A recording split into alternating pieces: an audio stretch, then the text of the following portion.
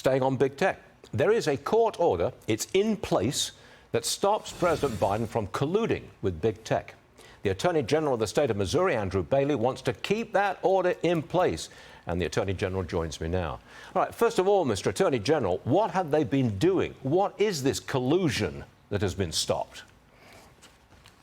Well, this is all about building a wall of separation between tech and state, and we see numerous examples of where the federal government or other state officials, as in the case of Arizona, have applied coercive and collusive pressure with big tech social media corporations to silence American voices in violation of the First Amendment right to free speech. And look, the three problems here. Number one, the speech that they're targeting is core political speech protected by the First Amendment, so it's illegal for them to silence it. Secondly, all the speech that they targeted, at least in the lawsuit that evidence that we've uncovered thus far, was truthful speech, information Americans needed upon which to make good individual healthcare decisions. But third, it's all viewpoint discrimination because they targeted exclusively conservative speech. So that's why we're going to keep fighting to build a wall of separation between tech and state to protect our right to free speech. So you want to keep that order, that court order, in place. The administration wants to lift that court order.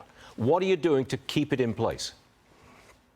Well, yesterday we were at the Fifth Circuit Court of Appeals in front of a three-judge panel, and the Department of Justice doubled down and recommitted itself to future violations of the First Amendment.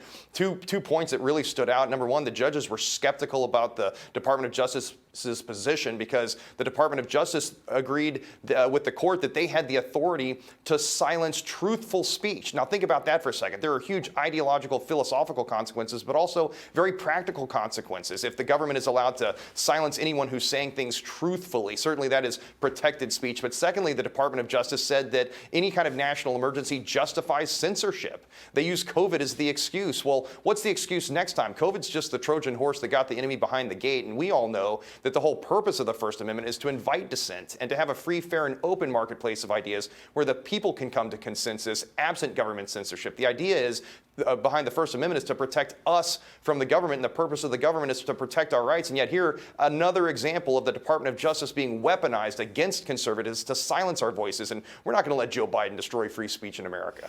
Mr. Attorney General, thank you very much. Keep fighting, please. Andrew Bailey, Attorney General of the great state of Missouri. Thank you, sir. Thanks for being on the show. Thank you.